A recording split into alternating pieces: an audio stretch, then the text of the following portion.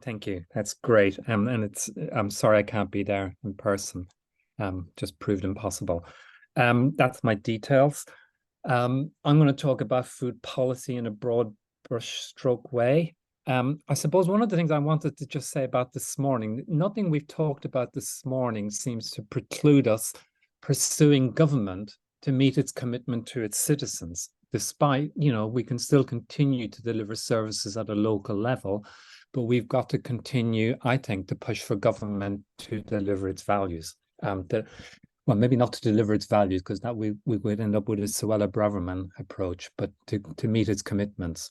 I want to address three things: household debt. I want to address values related to food poverty, and look at the concept of less eligibility, which is still pretty large in the literature, and I'll talk about that. I'm going to start with putting my values on the table, and I'm going to just give you some quotes which I think clearly set out my values. So the first one is from Tom Morello, who, those of you who don't know, is in a band called Rage Against the Machine, but he's also a social activist, and he has got a number of songs and albums about this, and he talks about hunger being a crime. And he says, populations in hunger, this is a crime which somebody should be held accountable for.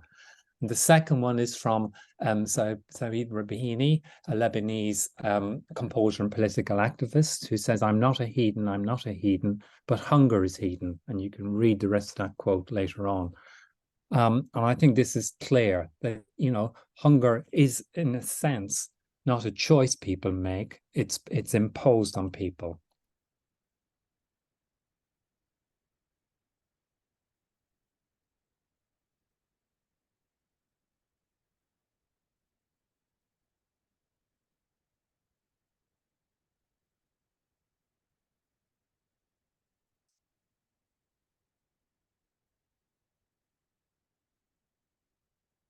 Martin, we've lost you. Martin, you're muted, or we can't hear you now.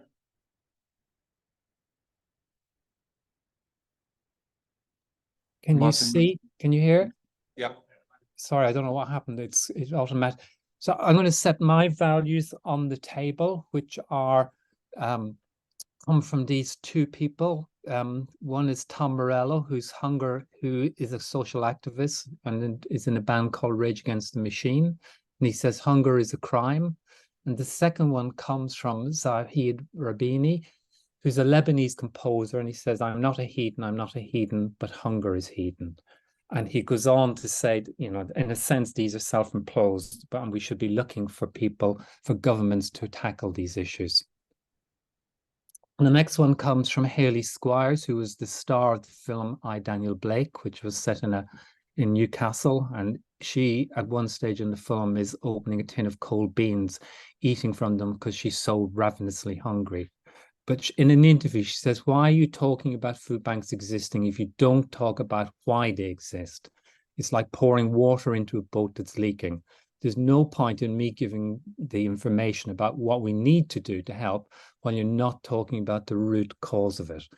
And that, in some senses, is where I'm going to go about the root causes. And here's the star of a film who says herself, she's no expert on food insecurity, but putting her finger on the trigger here.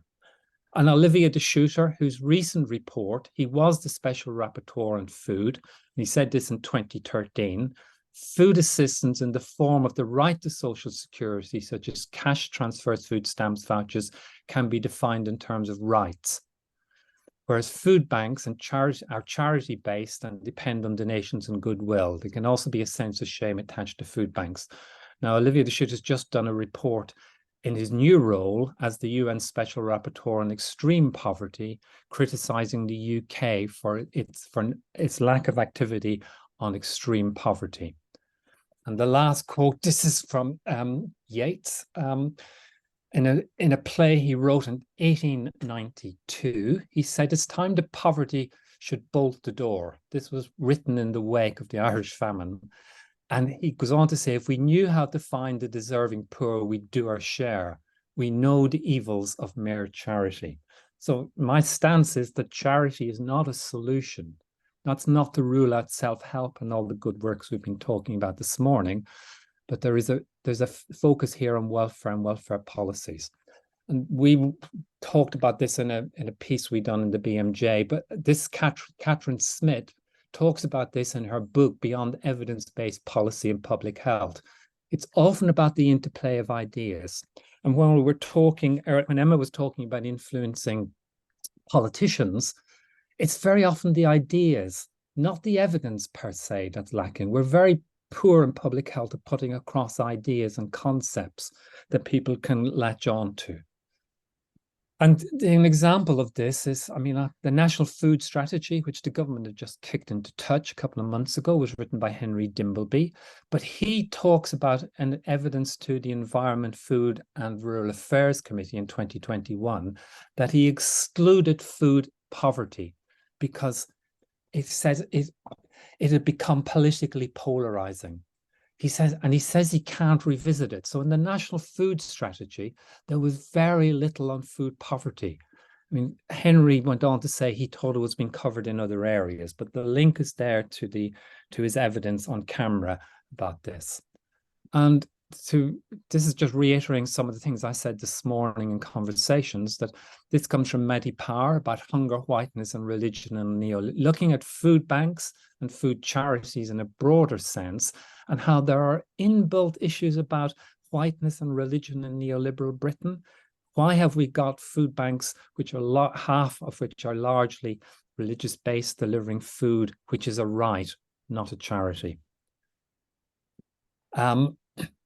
And, you know, we've heard all this. I'm not going to, you can read that. But everybody, the Food Foundation, JRF, Roundtree, are all looking at food insecurity and how the numbers have increased. This is a massive problem. It's a massive problem from a health perspective, not just for hunger, but for obesity. Because we know that those who go hungry are pretty much the same group largely who are obese in later life for various complicated reasons I'm not going to get into now. But there's a health cost coming later on if we don't solve this issue. So if you think about food spending in the last year, 2022, UK households spent 1.1 billion more on food than in December 2021. But the volume of sales was down by 1%. And there was a huge shift to ultra-processed foods. So foods that have a long shelf life and sit on the shelf. I mean, there's a good reason why people buy these foods. They don't buy fruit and veg because they're eaten at the beginning of the week and then they have very little at the end of the week. So they buy ultra-processed foods which sit on the shelves. The rise in food spending is accounted for largely by food inflation, 20%. One of the directors of Associated British Foods this morning is saying food inflation will end by the middle of next year. The retailers are not saying that. They're saying food inflation will continue for the next 18 months. The Bank of England, in the run-up to Christmas 2022, credit card borrowing rose, with many households using credit to finance their Christmas purchases, including food. Now, these are people and groups and families who are probably on insecure incomes if they're working. They're in the gig economy, so they're not even clear what money will come in next week. So traditionally what they do is they use credit card borrowing to tide them over to the next paycheck. And savings during lockdown were used and gone among low-income groups. They had only had an average of £200 in savings. Lockdown wrote that savings off, and that people have not recovered since that. So part of this and part of the issues about food security are precarity of income and employment. People don't know if they're going to have work next week, and they don't know if they're going to have an income next week, so they can't plan for food. I mean, this is part of a bigger overview, probably. There's an inequality in income. Sorry, that should be income, and wealth is rising. Every year, 4 in every 10 pounds of wealth goes to the richest 10%, while £1 in every 10 goes to the bottom 50%. We have a hugely unequal society, and the top groups escape top rate taxes by investing in wealth, not in income. I mean, the issue is not income, the issue is actually wealth.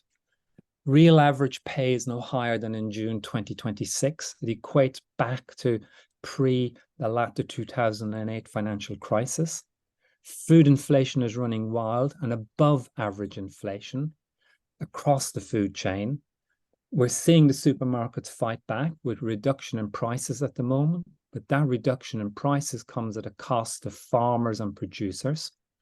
So there's a new milk war being entered into at the moment that will essentially, if they hold to the reduction in food prices in milk, it will wipe out dairy farming in the UK. All the supermarkets will do is import it from Eastern Europe. And food, and I quote from Liz, this is Liz's term, the elastic item in the household budget, especially of the poorest 20%. You can cut back on food, but you can't cut back on other outgoings, such as rent, travel, insurance, etc. Is this new? Not really. We've seen similar crises in 2000, 2008. I mean, there's a feeling that actually what happens over the years, the food poverty is rediscovered. But every 10 years is a cycle of the government, whichever government is in power, rediscovering it, but very little done about it. I think what's different now is we're facing a perma-crisis, whether that be the war in Ukraine, the current crisis in the Middle East, which is going to raise oil to £175 a barrel, which is going to massively impact on our food and food costs. And there's a continuous poverty premium for those on low incomes who pay a greater percentage of their incomes on food. I mean, they spend considerably less in absolute terms than those on high incomes, but relatively more of their income on food. And that's not a healthy basket. If they were going to try to eat a healthy basket, as Emma says, they probably couldn't afford it. The inflation rate, as I said, is of basic food items is above that of general inflation. This just shows you some of it, what's happened from up to September 2022. So vegetable oil, pasta, basics, tea went up. Some things didn't go up, like instant coffee, sausages, and some other things down at the bottom. But and this raises issues, and again, I put some of this in the chat, where there's talk about looking at a typical basket and a healthy basket and comparing the difference between the two. And a typical basket is not necessarily a healthy basket, but it's done by people on, it's good household management by people on low incomes to manage until the end of the month. This goes back to my issue about about insecurity, financial insecurity. 1 in 7 people, more than 7 million, are financially excluded. And you can link on the link down here, and this gives you an interactive map. And it overlays pretty much with food insecurity. I mean, they're not complete overlays, but you go back to financially excluded people are those that are more likely to be food insecure. And this is going to, the Bank of England are predicting that financial exclusion will rise in the next year. And the TUC has said family debt has increased. I mean, the average household debt has gone up to £20,000 post-pandemic. And this is from the Bakers Food and Allied Workers Union. These are people who are in contact with food, and people who are in contact with food have not eaten enough due to a lack of money, or that 1 in 5 said they ran out of food, and 35% ate less to ensure others in the household had enough to eat. And usually that's mothers, of course. So there are wider impacts to food insecurity. But the point about this is people who work with food and in contact with food and are suffering food insecurity. And we find similar stuff even across people who work in supermarkets. So debt, I'm obsessed by debt, household debt at the moment. Some of these have, Bright House have shut up shop.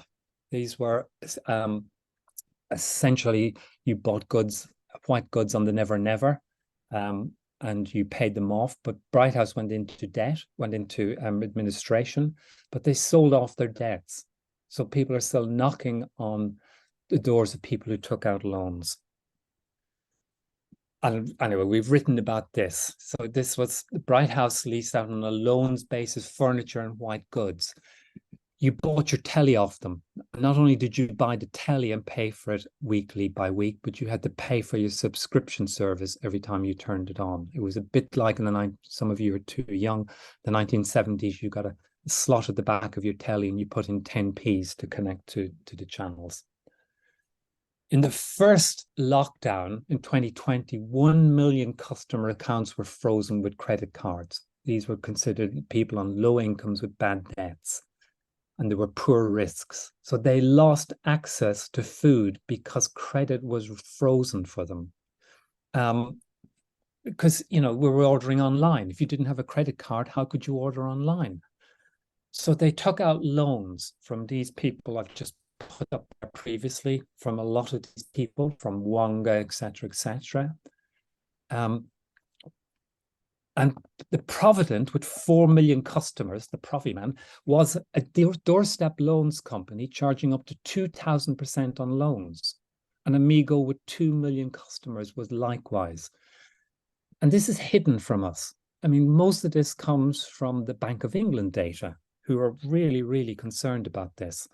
But the point is, people manage. Not everybody who's food insecure ends up going to a food bank. Some manage and cope from one paycheck or one income to another, or rely on community resources.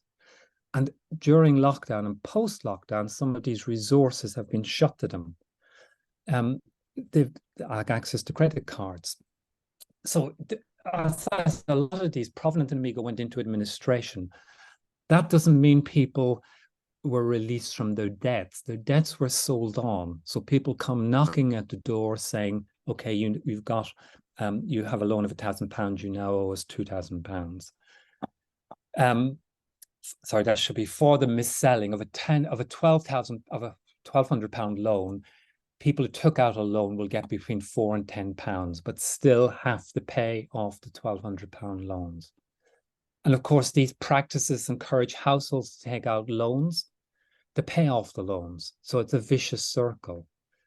Amigo asks for a guarantor for the loan, which preferably was a family member. So they become liable for the loan.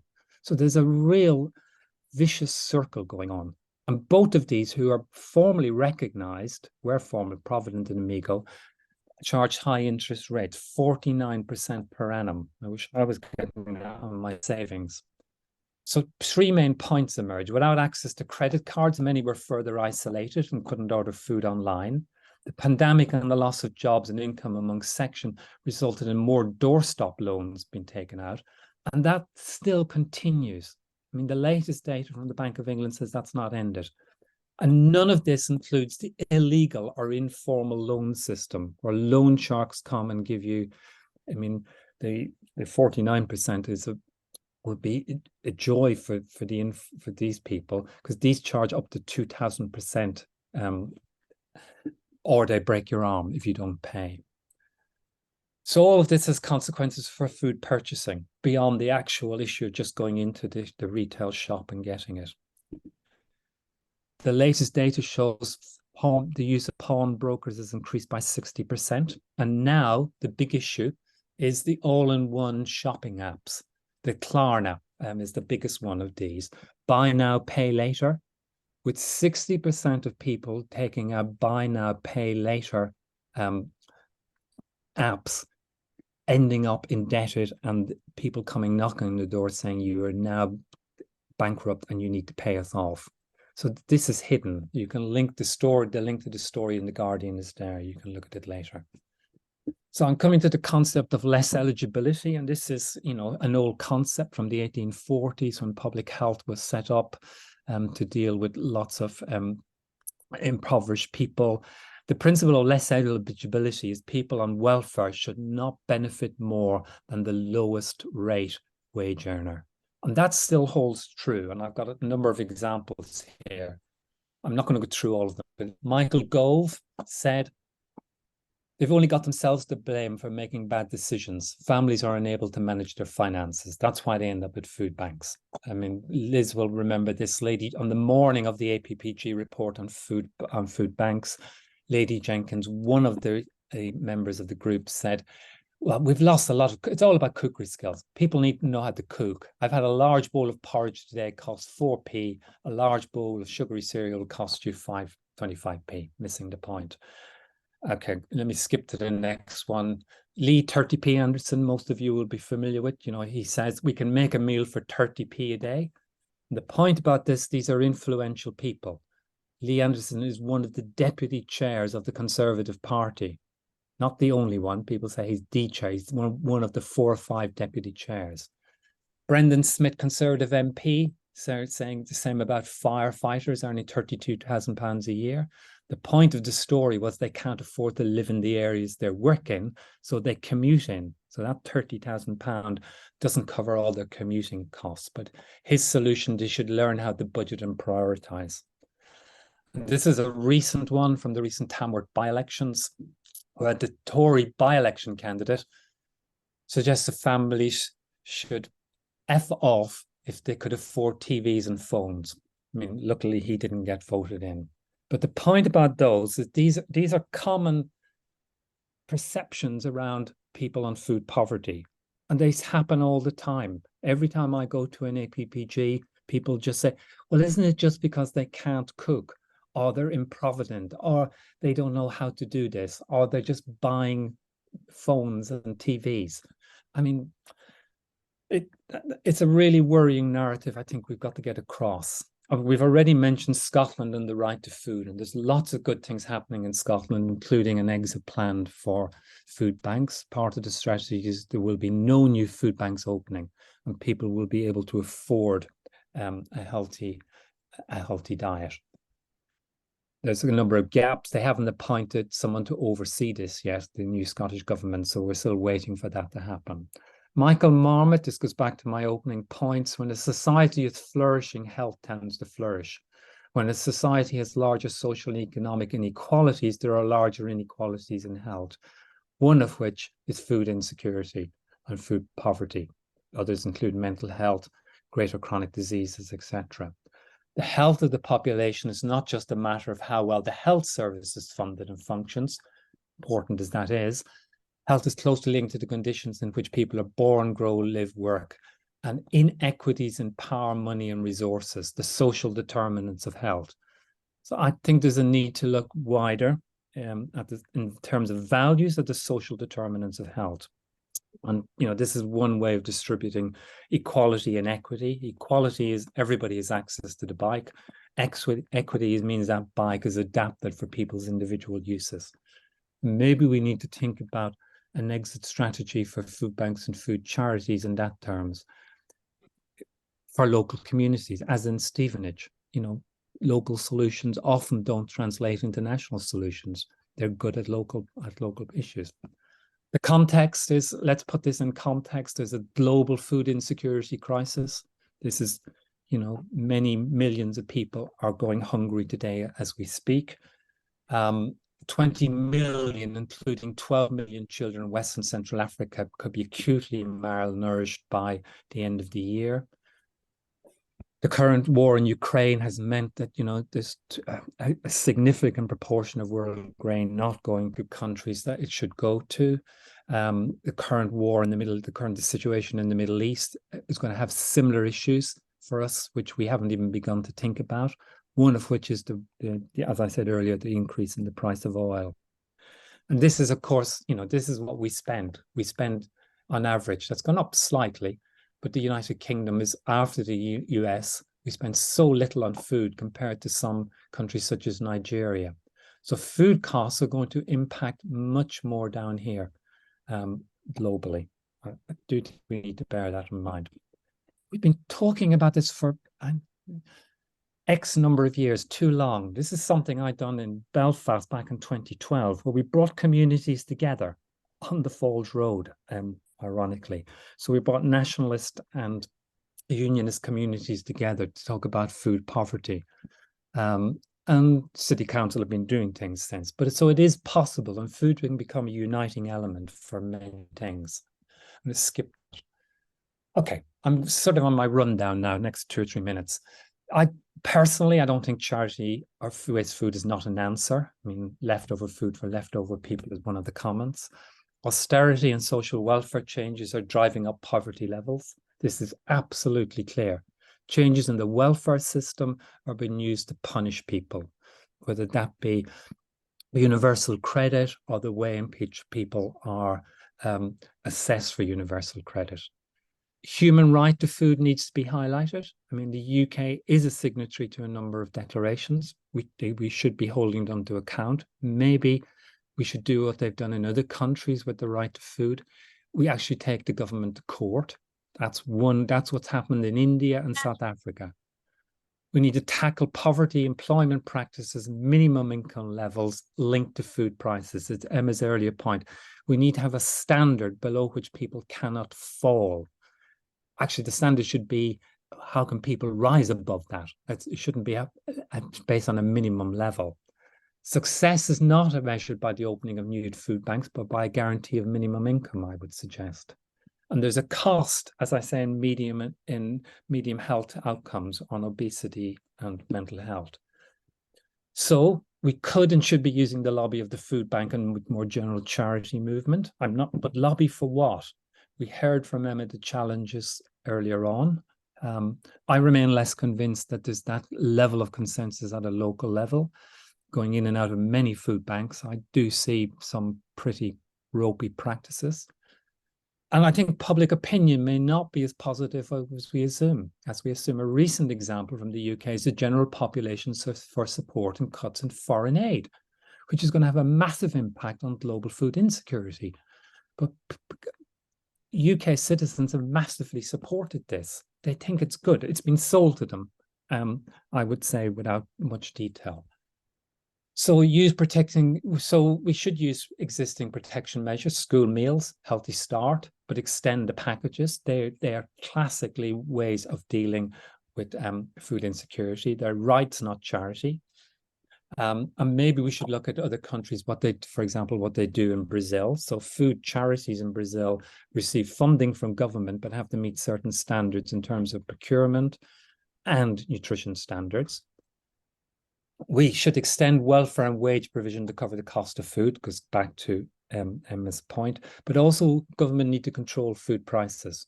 Other countries have done it. Greece, Italy, Spain have controlled basic goods.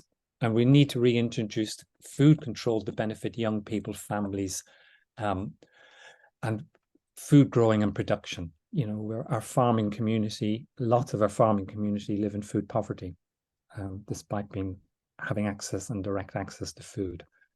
And we need to reinvigorate local public health. One of the crises that happened during lockdown was public health being so decimated over the years that it wasn't in a position to respond. And it couldn't work with food banks because the staff weren't there to do that. Okay, the rest of it, I think you can look at. My finishing position, it comes from a guy called Mark Winnie. We must seriously examine the role of food banking. He's a US activist, which requires that we no longer praise its growth as a sign of generosity and charity, but instead recognize it as a symbol of our society's failure, not the food bank's failure, but society's failure to hold government accountable for hunger, food insecurity, and poverty. And this comes from Joel Berg, again, another US academic, where he says, activist. He runs a number of modified food banks in the US. The world should not follow the failed US system of fighting domestic hunger.